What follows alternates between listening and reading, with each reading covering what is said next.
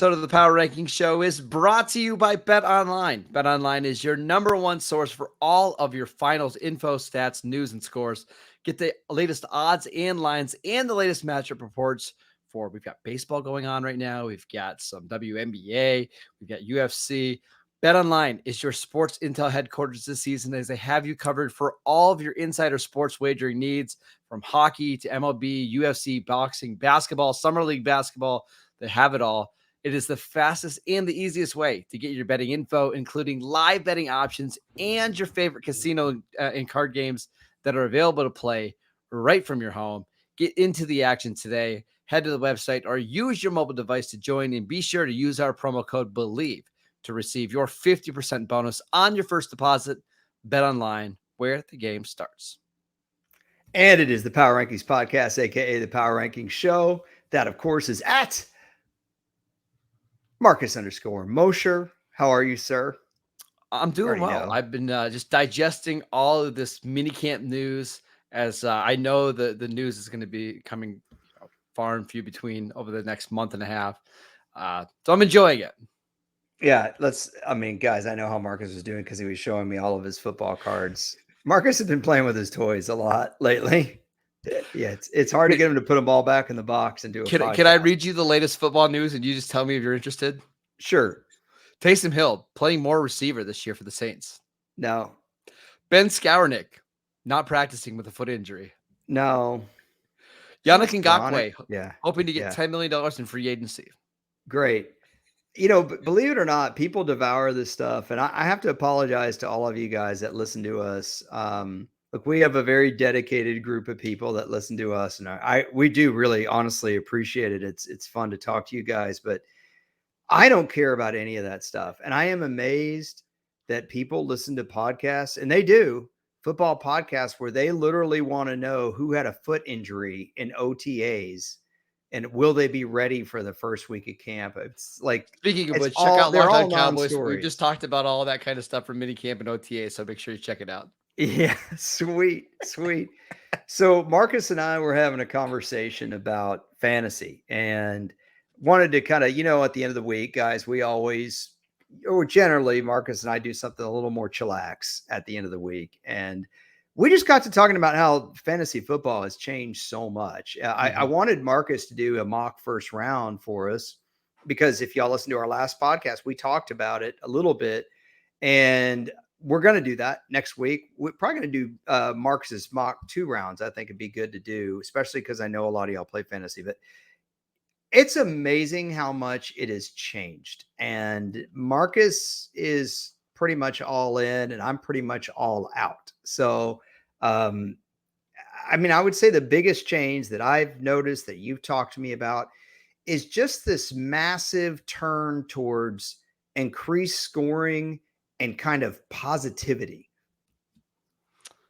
Yes, we should start with, so back when I was in college, I had to do a history paper on the history of fantasy football, right? And it actually got started like in the late 60s, became more popular in the late 80s, early 90s. But it used to start out with, you pick like 3 players, and if they scored a touchdown, you got a point. And that was the basis of fantasy football. Now it's evolved into something so much greater. But the original premise, like in the early 90s and 2000s, was let's build a team, or have your fantasy manager build a team that resembles something like you see in the NFL, right? A quarterback, 2 running backs, 2 receivers, a tight end, maybe a flex, a defense, and a kicker. And that's how you build your fantasy team. Now, because fantasy has gotten so big, there's a million different ways that you can set your scoring and lineups and how you play fantasy. And now there's leagues where you can play with, millions of other people. It is crazy how much things have evolved over the last 20, 30 years. Yeah. So when I really became familiar with it was the late 80s. I think it was after the 87 season. And I remember it was the first time I read a preview magazine. So this would have been like a 1988 preview magazine where they mentioned rotisserie football, which is what the fantasy baseball was called then, rotisserie baseball. And it was all based on touchdowns.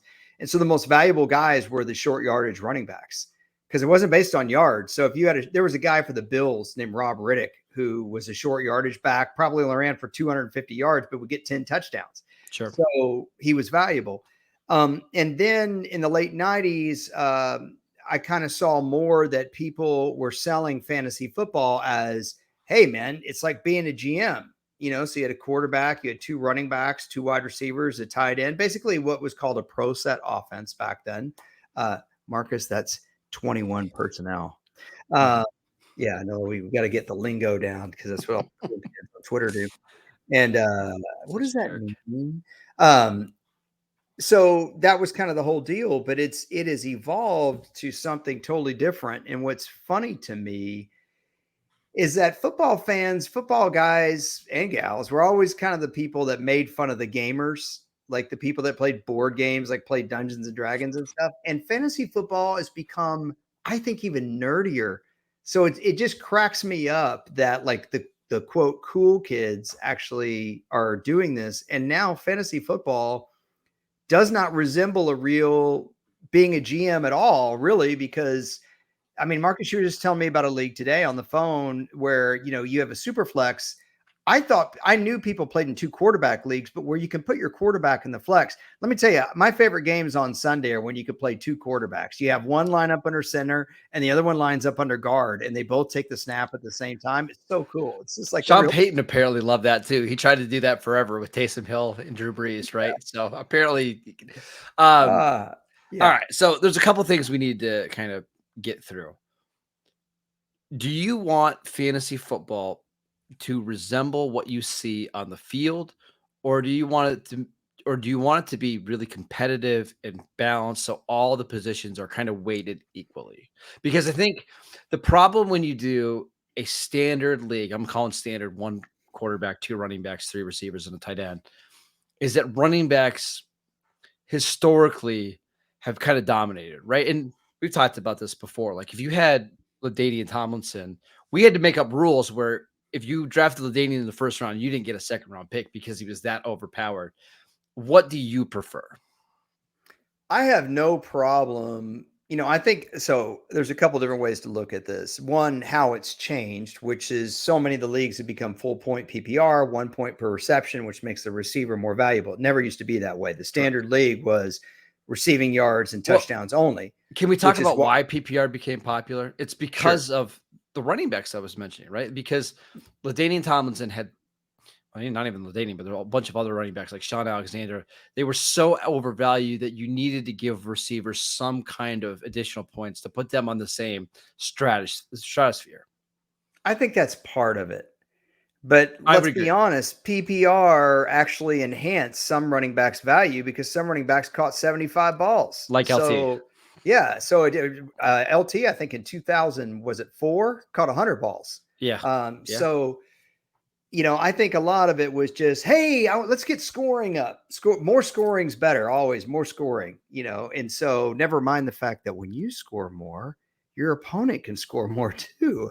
But yeah, but I'd rather lose 125 to 120 than 155 to 150, or I'd rather lose 155 to 150 than lose 125 to 120. And this is where you talk to me about the dopamine hit you get every Which, time. I mean, we should talk about this. One of the reasons why leagues have kind of gone to these higher scoring formats is because it is exciting when you're watching a game on Sunday and you have Garrett Wilson and he just caught 4 passes right in a row for 40 yards and you just got all these points. That part of fantasy football is fun. It's a game. I think people are just trying to make the whole sport more fun. And listen, I've got no problem with that at all. Well, we're going to get to that part in a second because I think there's some danger in that. But of course, I'm going to be the negative Nancy on this. Well, you guys all know that. By the way, I picked Garrett Wilson because I was bidding on a Garrett Wilson rookie card right now. So go ahead. Right. So, to me, if we just kind of go back in time, let's just go back to like when fantasy really started to explode. I would say around 04 ish. Yeah, I would agree. Yep. Consensus number 1 overall pick in 04 was probably Priest Holmes, would be my guess. I'm sure of that. And then probably LT. Um, back then when you were playing two running backs, a tight end, and two receivers, the running backs got overvalued, but it was very close to being realistic.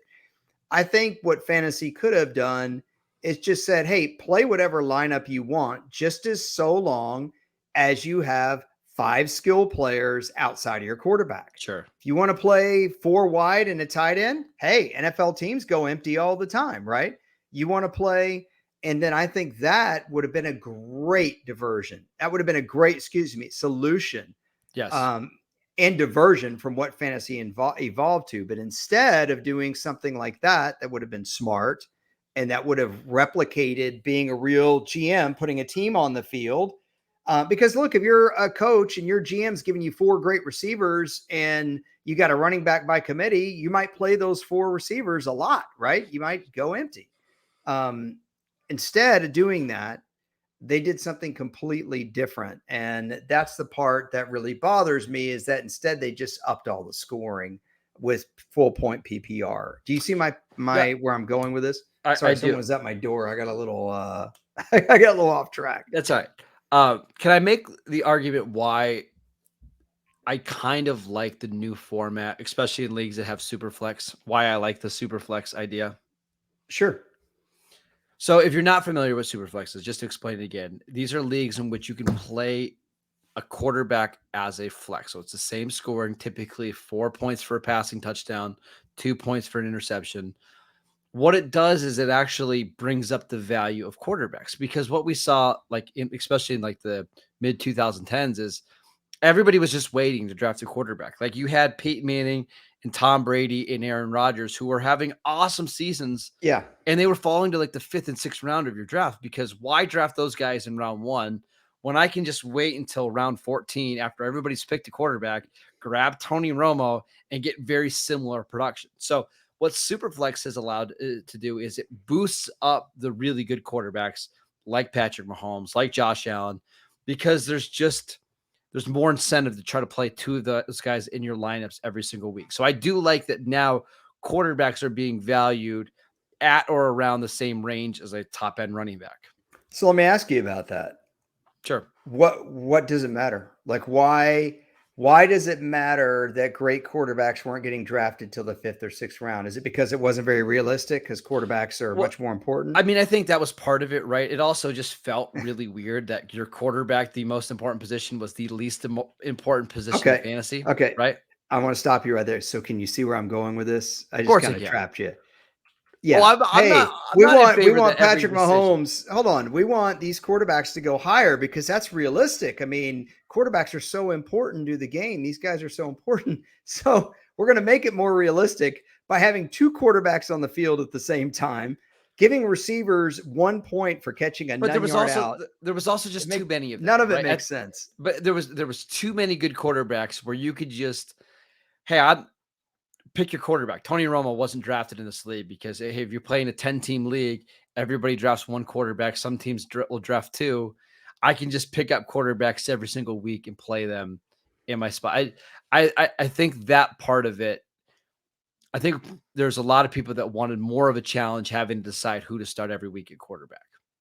And it increased points because it's very easy now for quarterbacks to get 20 points. I mean, when I started doing fantasy live on NFL Network, my first year, we used to talk about if you get 15 points from your quarterback, that's a decent start. Sure. 15 points will get you beat now Well, because the way scoring is done. Well, because of the running quarterbacks, especially. And we talked about this, Mhm. I believe, on a show a couple weeks ago. Like Justin Fields can have a horrendous passing game, but if he has 80 yards rushing and a touchdown, that's 14 points right there. That's a good quarterback performance just on rushing yards alone.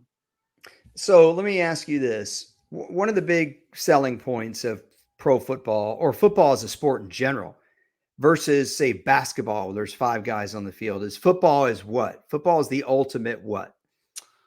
Team game. Team game, right?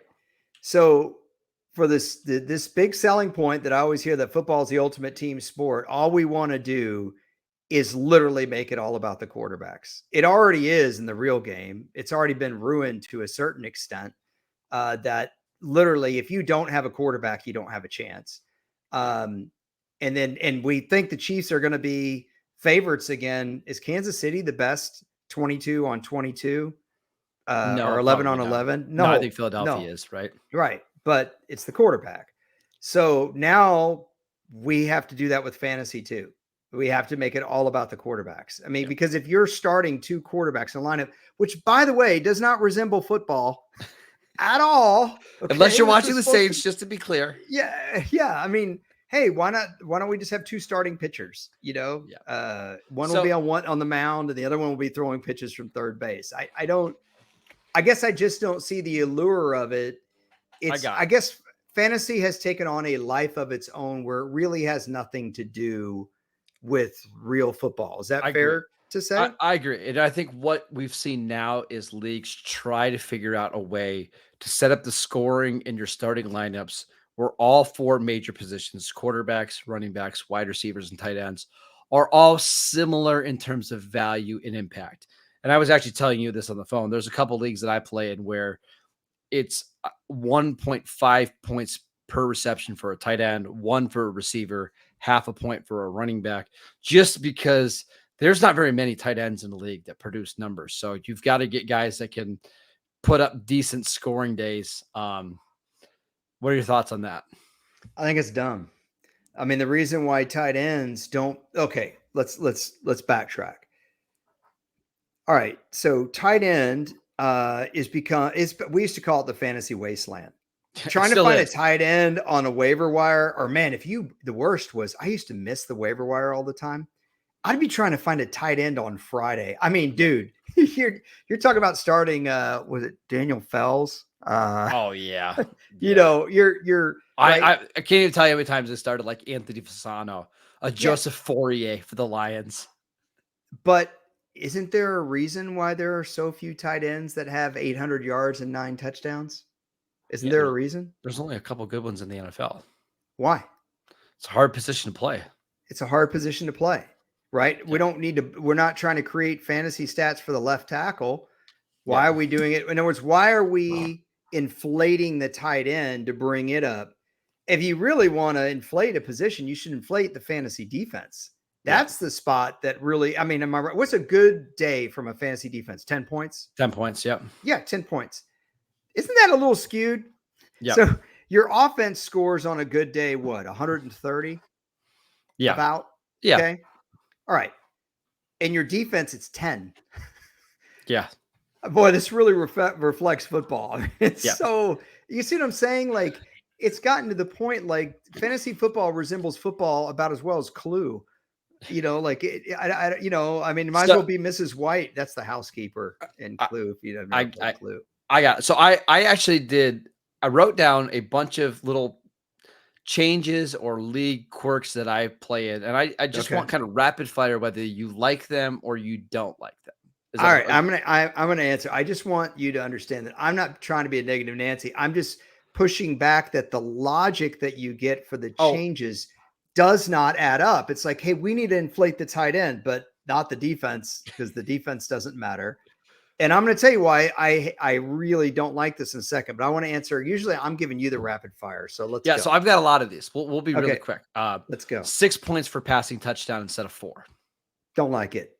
I mean, Okay. it's much harder for the guy to actually score it than the player to actually throw it. All right. So standard is -2 points for an interception. The league that I play in is -4 for an interception. I don't have any problem with that at all. I mean, interceptions are interceptions are far more detrimental than passing touchdowns are good in most circumstances. So in the league I play in, it's 6 points for a passing touchdown and -4 for an interception. Do you like that Great. setup? I wish it was even, but that's fine. Yeah, Okay. that's fine. Yeah. The same league, you get a point for a completion, a -point for an incompletion. So what this basically rewards the quarterbacks that complete a high percentage of your passes. Don't like it because Okay. Sam Bradford would have been an absolute stud in 2016 for throwing 2 yard outs to Jarek McKinnon. But he doesn't get the rushing yards. So like it's a little I think that's the comparison. Like somebody like Justin Fields who completed only 55% of his passes, he gets the rushing yardage boost, but he doesn't get the high completion percentage boost.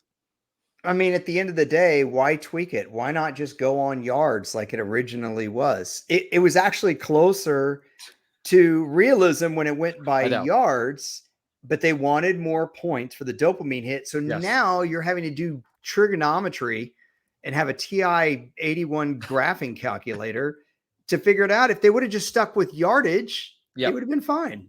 You wouldn't Next have to one. do all this balancing. Okay, go ahead. You take a team's running backs, and that's who you play, not a single player. So, like if I drafted New England's backfield, I get all the points from the backfield. I get Ramondre Stevenson, I get Damian Harris, I get all their points together rather than having to just pick out one player.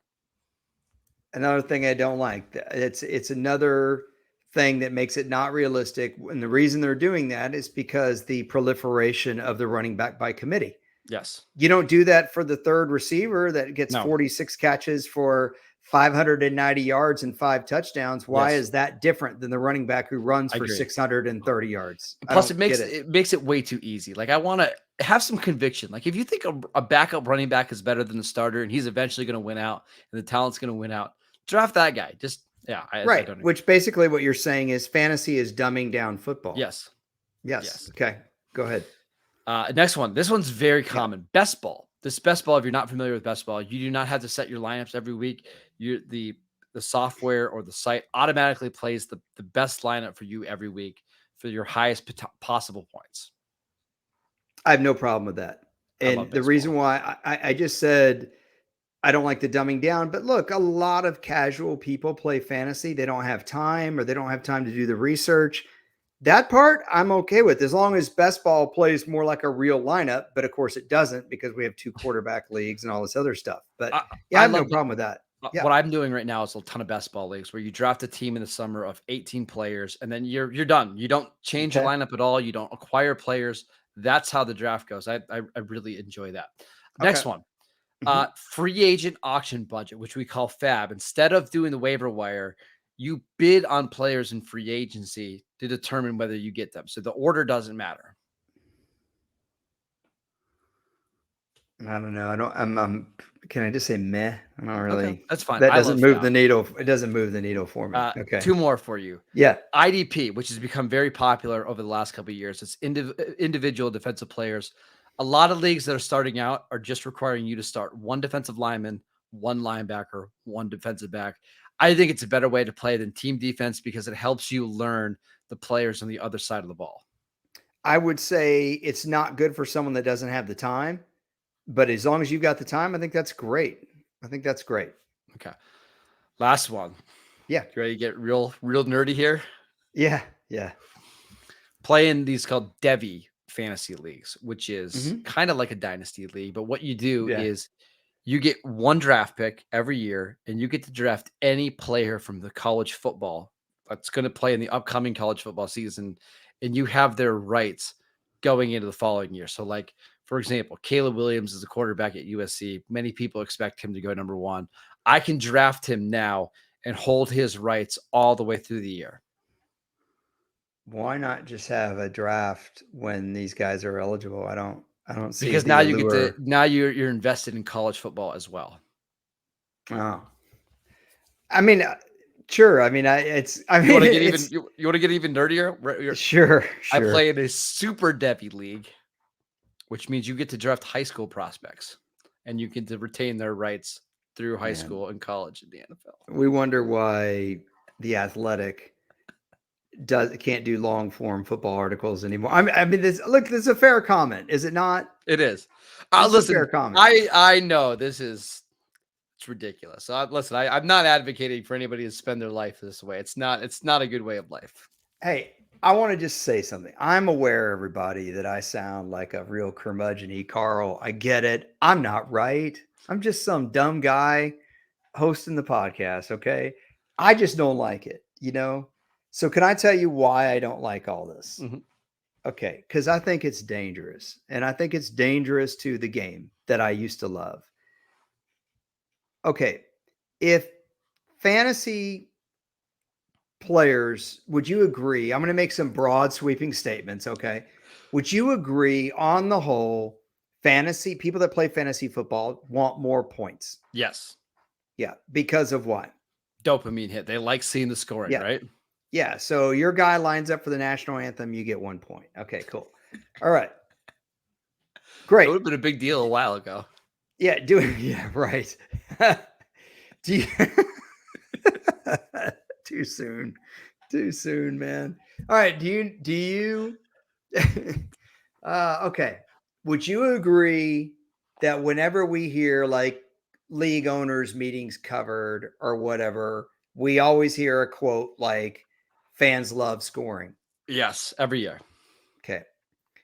Could you see a correlation to where eventually guys on the competition committee are going to continue to alter rules to increase scoring because they think fans like scoring? 100%. And would it be fair to say that the biggest driver now of fans liking scoring is not people watching the game thinking it's boring because we have too many 7-3 games, but because the overwhelming majority of casual fans that the NFL is trying to attract, they don't have to attract their hardcore fans. No. Casual fans play fantasy football. Yes.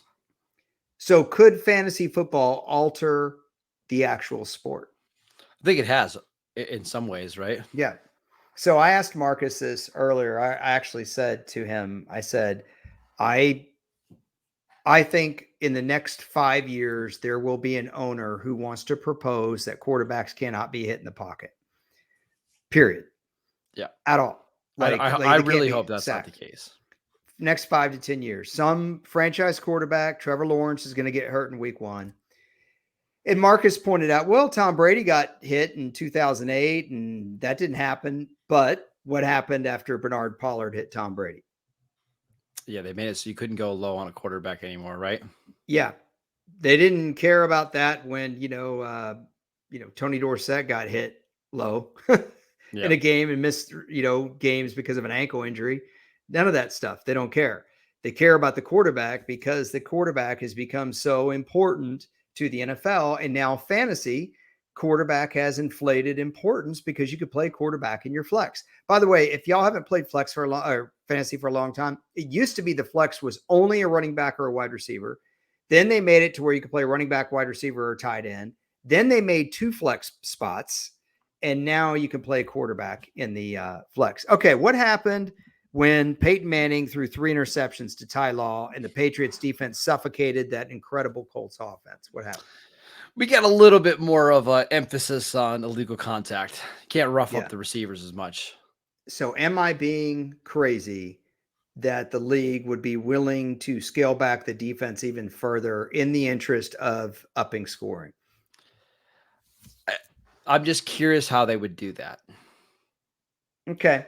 Well, they could take away any bump and run if they wanted. I think they're going to take away hitting quarterbacks in the pocket. That's what I think they're going to do eventually, or it's going to at least be proposed.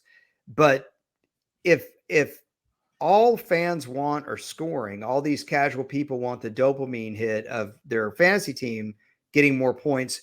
Why, if I'm a dude and I got Juju Smith Schuster and I'm like, well, why can't we have 2 points per reception? Or why can't I get 5 points for Juju getting a first down or a third down catch? This isn't that crazy to think about, right? Didn't you tell me ESPN's already doing standard first down points? Yeah, it's becoming very popular. Okay. So if I'm a casual fan and I say, yeah, I think that anytime a receiver catches a ball on third down, they should get an extra point because third down is really important. Okay. So the league adopts that. I'm just throwing this out there. If I'm a casual fan and I'm not like a purist, right? Isn't that what we call fans that like the game the way it is or whatever? Yes. Okay. Okay. Am I being unreasonable to suggest that I would also want the NFL games to have increased scoring as well? No, I could see that happening. Yeah. Okay. So then if this giant number of how many people do we think played fantasy? You told me the other day that Underdog I Fantasy there was what, um, 250,000 signups in oh yeah, June? they filled a draft called the Puppy that was 250,000 single entries in like 12 hours. Okay. So $25 entry fee. how many people do you think play in multiple fantasy football leagues? Not just one league, Oh, but multiple millions. leagues. Millions, Millions. right? Let's Mm, just call it 5 million. Well, that's probably yeah, really low, but we'll call it 5 million. Wouldn't you agree the NFL cares very much about those 5 million fans? absolutely. Very, very much. Yes. Yes. How many I'm people do you think worried played that this fantasy is football go last ahead. year? Honestly, I think it's probably closer to 35 million. I've got the number right here. Yeah. 50.4 million. Wow. Okay. I'm thinking of more of the multiple league people, not because that 50.4 probably includes some people that were like in a fantasy league and never set their lineup. You know, those people, they're like, Sure. yeah, I'll do the league in the office because you need like that 10th person. And Yeah. they set their lineup week one and they never set it again. And then they win the Yes. league. Yeah, Yes. that's always the best. The guy that never, you know, never sets the lineup but has no injuries and wins the league. I love those. Yes. Anyway, can you understand my concern Oh, that of course. yeah, and so look, I at the same time I have to understand this is the way things change. A great analogy I think is the movie business. 20 years ago, I was talking to Marcus that Marcus's top 3 favorite movie is Heat. If you guys Just haven't ever watched it the seen other it, day. yeah, and I rewatched it because he loves it so much and asked me to rewatch it, and it is phenomenal. It is phenomenal movie. Okay, how many movies, Marcus, do you think per year get made like Heat? 3, maybe? You think in a year? Maybe? I'll go 0.5. Well, I'm thinking Yeah, that there are some good indie movies that we get every once in a while, but yeah, like you're talking about like the big blockbuster movies that are like non-superhero movies. mm-hmm.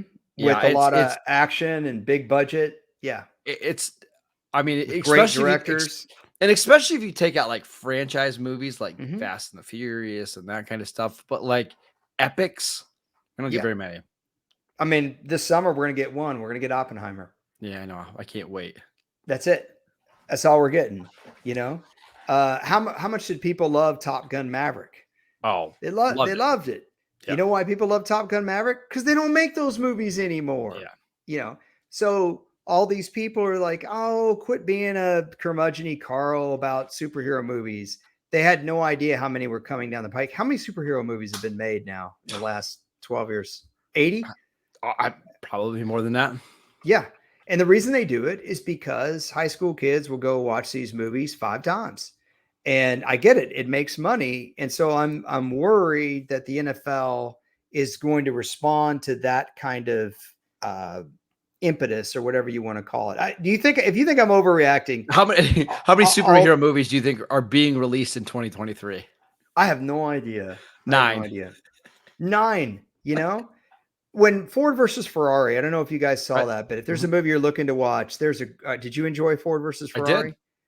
It was fantastic, man. Mhm. It was fantastic. And I watched it and I was like, my gosh, they don't make movies like this No, anymore. it's true. And so I'm worried about that happening with football. I'm worried that this batch of owners, as we've already talked about with Peacock and stuff, they're so chasing the money that they are altering the very fundamental nature of the game. And I'm worried that fantasy is a bigger driver of that than gambling is. Are you worried that like Yeah. broadcasts eventually are going to turn too much into because we've talked about this before, like Mhm. when is gambling going to become a featured part of a like Sunday night football broadcast or a Thursday night football broadcast? At what point is fantasy going to become, hey, like we need to be talking on the broadcast about how many fantasy points Drake London just bought his football card has in the second quarter of this game? I think it'll be done graphically. So there I was think so. there was an initial surge of this right when I got into the industry in the early 2000s, where they would run the lower third, and you would see like Ben Tate 2 rushes -3 yards. Mhm. And then they realized people don't want that intrusive stuff. It was stupid. They weren't being smart about it. They were doing it too often. But I think what you'll see now is Drake London catches a 12-yard out. Instead of just showing his catch and yards, you'll have one extra category that's a little less intrusive that just says fantasy points. Yeah. The I will problem say is there's not much of a standard scoring that's system the right issue, now. right? Because like Yeah. I think the standard eventually, and it really is now. We talked about this on the phone. ESPN and NFL.com have made PPR their standard scoring. So like if you log in, you just want to play a fantasy league, that's the default setting. So I wouldn't be surprised if we ultimately see that. I do think because of fantasy football, and I noticed this.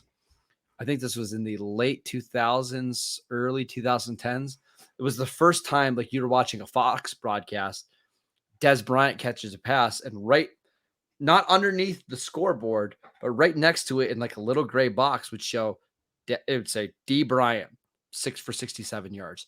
And the Mhm. only reason they're doing that after every catch or after every run is for fantasy owners that are Yeah. watching a game that want to see, okay, how many yards is Dez up to now? Right. Yeah. Here's the thing.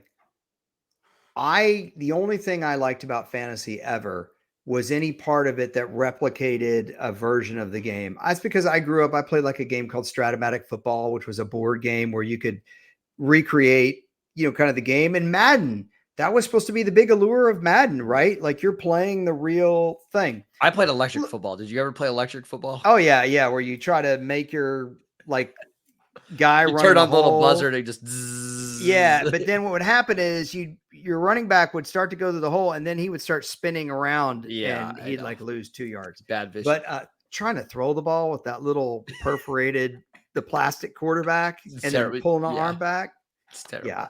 I'd always rocket the ball right out of the stadium. But what I was gonna say is like, look, it's called fantasy football. If the point is, hey, L, we don't need it to be anything close to the real thing. It's a totally separate entity. It's just a game. Hey, I'm cool with that. I really am. I get it.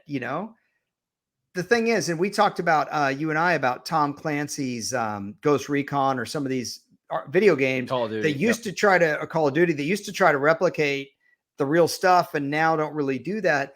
The difference between that when an arcade or video game isn't that realistic is it doesn't influence any larger entity. But fantasy, I do think influences the competition committee because they think fans want scoring. And I am legitimately worried about that 72-45 game that we see in college football.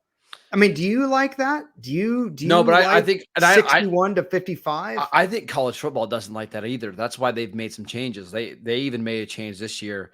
Used to be every time that you got a first down, the clock stopped until they reset to the change. They've gotten rid of that, which I know a lot Mhm. of college football diehards are not fans of, but it made it too easy to score. Right? You could have too many possessions in a game. So I do wonder, like we saw last year in the NFL, that scoring was down across the board. Yeah. If we have another year like that, that's what I wonder. Like, will the NFL step in and be like, hey, we've got to figure out something to get Right. scoring up? Because there were a lot of games in prime time last year, like that Colts Bronco game that we keep mentioning a lot. That was, a 13-9 game was just really ugly. But I think last year was like a dead ball year in baseball. Okay. Um, if you're an old school baseball fan, you remember 1988 when the home runs all dropped off precipitously and Tony Sure. Gwynn won a batting title hitting 313. Nobody ever wins a batting title hitting. That's a good average. Don't get me wrong, but that'd be like a quarterback winning the passer rating title, Marcus, at 90.0, Yeah, sure. and I think last year was a little bit of a dead ball year for quarterbacks. I think let's take those two teams, right? Broncos, Colts. Did anyone think Matt Ryan was going to fall off that quickly? I didn't, and no one thought Russell Wilson was going to have that bad a year. So I don't think that's going to happen again. But to kind of just get this back to the point, I just don't want. I know how much fantasy football influences the kind of average fan, not the diehards. Not that the diehards are any better than the average fan. I'm just stating a fact. It's the average fan that the NFL is trying to capture. They know the diehards are going to watch the championship games and watch them both. The diehards are going to watch the 49ers when they don't have a quarterback to play in the second half against the Eagles. They're still going to watch it. The diehards are going to watch the Super Bowl and not be standing by the French onion dip. But the casual fans, right, are different. And unfortunately or fortunately, the casual fans influence the game. And it's like anything else in life, bro. When you get too much of something, it lessens the value of it. You and I have talked about this a lot with like the Black Friday games. Like, how much are you going to saturate this? I'm worried about scoring being saturated because of the proliferation of fantasy. That's the And bottom line. I think we're going to learn a lot this year, right? Like, Do we see a more of an emphasis on pass interference or illegal contact? Do Hmm. we see Hmm. quarterbacks really not getting hit because players are afraid of getting flagged, or more importantly, getting fined? I think, well, this is a big year. Are they going to go back to reviewing PI and call a No. hold on the Eagles Chiefs? You know what I mean? Like I'm trying to remember who grabbed him on that little turnout play. It was Juju. I don't even remember who it was. Was it Rasul Yeah. Douglas? Cookies and cream. No, no. What Eagles defensive Was back it that's Darius gone? Slay? No, Was it Bradbury? Bradbury. Yeah. Yeah. So I'm a little worried about that, and I got to ask you one more thing here Sure. because this is something you told me about, and if if you guys are out there listening to me and you're like, Elliot, okay, enough. We know you don't like it. I'm with you. I get it. Sometimes I just need to stick a sock in it. But I know a lot of y'all out there don't like a trophy for every kid. I know I hear so many people complain about that now that everyone gets a trophy, even if you were 0-12 and you lost 88-0 every week. Okay.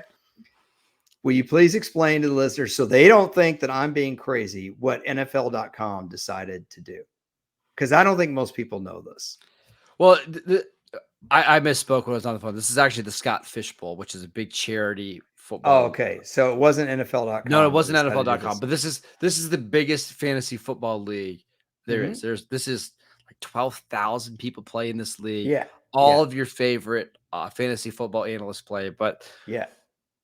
to make it more of a positive experience, no points, no lost points for fumbles, no lost points for interceptions. You get points for every carry, every passing attempt, every first down, just to create a positive atmosphere. Okay. So let's put that. Sorry, man. You don't want me to say anything, do I you? mean, it's fine. Okay. Besides the fact that Kirk Cousins is going to win the MVP this year. Okay. So Hey now. let's just get this straight. So let's say Kyler Murray throws 5 interceptions in the first 3 quarters of the game, and the Cardinals are losing 35-7. But because they're losing 35-7 in the fourth quarter, Green Bay puts in their backups on defense and just lets them complete balls and run the clock out. So Kyler Murray throws 3 touchdowns and runs for a fourth in the fourth quarter. He not only he has the best game of the week in fantasy because not only does he score all those points, but none of those interceptions are taken away from Yeah, him you got it. whatsoever. So you can literally have quarterbacks who are lousy still have really, really good games. It used to be like sometimes the average or to good quarterback, like a Carson Palmer, when he was with the Raiders, would get garbage points and he'd end up being valuable. But Carson Palmer could still play. But now you could have like Sam Howell have 4 turnovers, but because he runs for 2 late touchdowns, he ends up being a star. Yeah, you got it. How long before NFL.com goes to this kind of format? I'll say 2 years. Yeah, Depends on how exactly. this league goes. Yeah. So you guys think I'm crazy. We're headed there, So I'm I don't know. I Yeah. I I think Okay, it's I'm safe to done say being you're not going to negative. be playing in very many fantasy leagues this year. Hey, so I don't want to end this on a negative note. So give me some of the positive changes that you've seen in fan because you've been playing a long time. By Mhm. the way, everybody, Marcus, I know I say this sometimes, but I'll reiterate it again. Marcus hosts a dynasty. What's it called? I always forget the Locked On actual Dynasty name. Football. It's Locked On Dynasty. That's right. Oh Yeah. gosh, how could I forget that? You're on there twice a week, right? But it's a Yes. 4 day a week Yes. show, I think. Yep. What is it like Monday through Thursday? Monday through Thursday during the season, Monday through Friday. Yep. Okay. By the way, if y'all don't play Dynasty, Dynasty just means you actually keep the players that you draft for Yes. multiple years, unlike other leagues where you literally start over every single year. Okay. You've been doing that podcast for a couple of years now. By Mhm. the way, everybody, it was Marcus's idea. He pitched Locked On that. Yeah. So kudos to you. You've been playing fantasy for a long time. Tell me 3 of the biggest trends in the right direction you've seen in fantasy without over nerding it. Well, I do think that what I've seen over the last 20 years is that fantasy has become way more appealing to just everybody, not just the diehard football fans. I was telling Definitely. you, Yeah. I play in a fantasy league it's a 20-team league with all of my aunts and uncles and cousins, and that That's is cool. so much fun. It's so much fun to be able to take on my Aunt Kathy in a fantasy league, and for her who casually watches a few games a year to know what's going on, to know the players. I think that's absolutely awesome. That's number one. I also love how many different leagues that you can play in now. If you want to play in a best ball league and you want to draft right now, Mhm. you can Mhm. do that. If you want to play in a dynasty league because you like the idea of, hey, I think this guy's talented. I want to hold on to Mhm. him through his entire Mhm. career.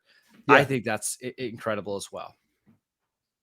Um, I think it's a really good point about it does introduce the game to a lot of casual people in a way that doing a college basketball bracket doesn't. Yes. Basketball bracket, you're just hoping your team wins, but you're not necessarily learning anything about the teams that are playing. When you play fantasy, you are learning. I just think it was a little bit easier to learn before when the game resembled a little Yes. bit more of the real game. But I'm with you. I mean, it would have been awesome if my granny could have played fantasy Well, against me. a- I would a- have loved that. and I'll give you one more. One of the reasons that I love playing fantasy football is it allows me to stay in touch with like some high school buddies. So I am in Yeah, yeah. another fantasy league, 12 teams. It's all some high school friends from, 15 years ago. And we get together every year to do our draft in person. And one of the things that we've done every year is we do an auction draft, which if you've never done an auction draft, it is so much fun. You get into these bidding wars, you get everybody together. There's just a certain energy about it where if you do a snake draft, it's just so boring. And if you're picking at the end, you've got to wait forever and then it's slow pace. But an auction draft is fast. You're bidding on players. You're talking the whole time. It's just a really fun experience. It's a great way to keep. I think that's a great point. It's better than doing it through Facebook or Yes. Meta, Yes. where like you say I'm so sick of eye boogers, and next thing you know, you have advertisements for Kleenex and eye Yes. drops showing up on your phone. So yeah, if you want to keep track of your sorority sisters or your fraternity brothers, do a fantasy league. Don't do it through Meta. Yes. Or I'm And do it. ruining a sponsorship. I I promise Meta, you I once you love do you an guys a lot, but yes. I promise you sorry. once you do an auction draft, you will never ever go back to a snake draft. Yeah, auction drafts are fun. You just need 2.5 hours. Which is A fine. regular, You're yeah, getting together anyways to draft. You might as well have right. fun when you're doing it. Right. A regular draft's like what, 45 minutes on your Yeah. computer, Yeah. maybe 50. Yeah. Listen, Marcus and I did a series of podcasts about a month ago where we were both negative Nancy's the whole week. Remember that? It was like the Yep. negative power ranking show week. Today it was just me. That's why I'm glad. But final thoughts, sir, on just the topic of fantasy and affecting NFL globally. What do you think?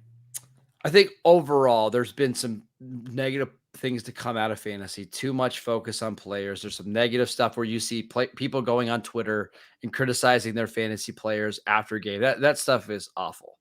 However, I think for the most part, fantasy has been really good for the NFL.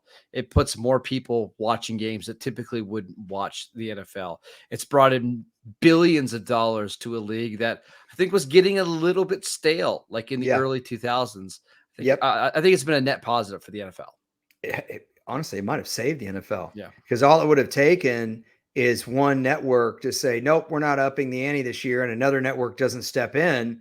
And now you're not, you always have this increased amount of revenue you're getting from TV. Once that stagnates, you can have a couple back pedals. And I think fantasy definitely staved that off and gambling to another extent. But we'll talk about fantasy some more maybe not this wide ranging, but we're definitely going to do some mock draft stuff from Marcus because it's really slow right now in June. And we might do some more Marcus's spreadsheets. So look forward Yeah. to that.